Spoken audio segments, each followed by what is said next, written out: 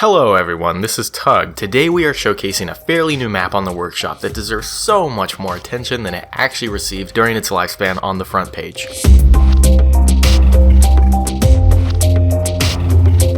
Welcome to Rancagua, a map loosely designed after the landscape of the Chilean city with the same name. This is an asymmetrical map with 8 capture points, buildings with interiors, plenty of trenches, vantages, and a river that divides both teams to either side of the battlefield. There are no aircrafts here, just jeeps, quads, and your boots on the ground. This is a fairly large map with no real points of interest other than the city on the eagle side and also the little home on the riverbank, but don't let that fool you, because the focus isn't supposed to be on the points of interest. The focus is on the terrain. It's on the hills, the trees, the trenches, and most importantly, the river. So let's go ahead and dive into the visuals.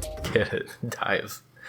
Because there's a river in the map, so you dive in. Rancagua has a defined aesthetic. It leans on the generic side, that's fine. It at least has consistent models with a consistent color palette, super easy to pick out all the red roofed buildings from the rest of the landscape, which is mostly green thanks to all the trees and patches of waving tall grass. For some reason, I see it again and again on the workshop. Map makers seem to have a tough time getting the right shade of green when it comes to vegetation. It never looks natural. But here in Rancagua, everything is coated with a nice, pleasant, natural, less saturated green. It's not distracting, you won't notice it, it's great. Then moving on to the gameplay. There's going to be 2 bottleneck areas where eagles and ravens are forced through in order to cross the river, the shallow end and the bridge, both of which are incredibly difficult to approach just because of how exposed you become past a certain point. In this map, cover is scarce, forcing you to move quickly and intentionally. There's little room for error, but thankfully there are dozens of spots where you can keep your head tucked down even as you get closer to the riverbank. I personally recommend lots of long-range weapons. The river separates both teams, so no matter how close to the river you get, you're still going to be in long-range engagements. Vehicles don't pose much of a threat considering they can't cross the water, so explosives aren't super necessary. After playing for over an hour, I just learned to sit back, find cover, and treat the game like a slow-paced shooter. Running and gunning isn't going to work here, so you have to have patience.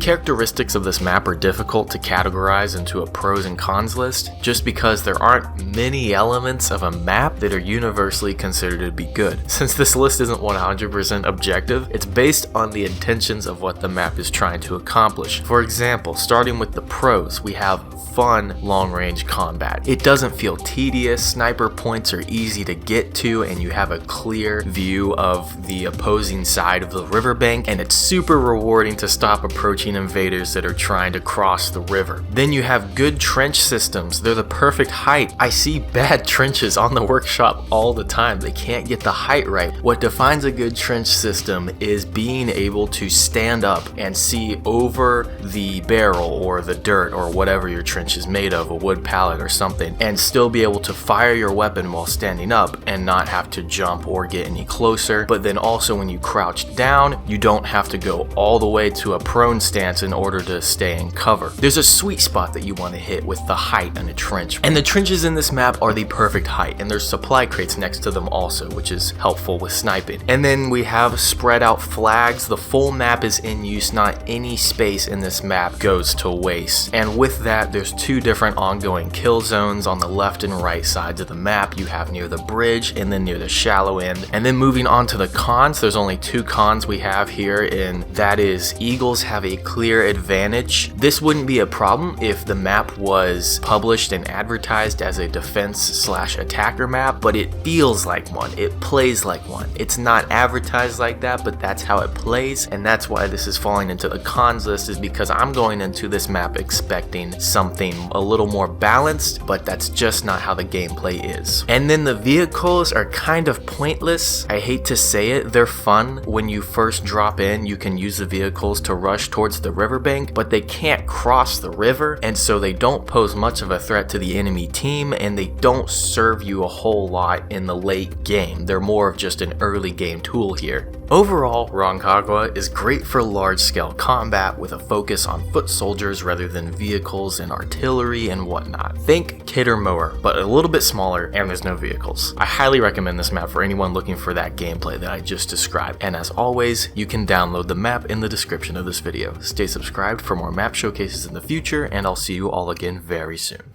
Goodbye.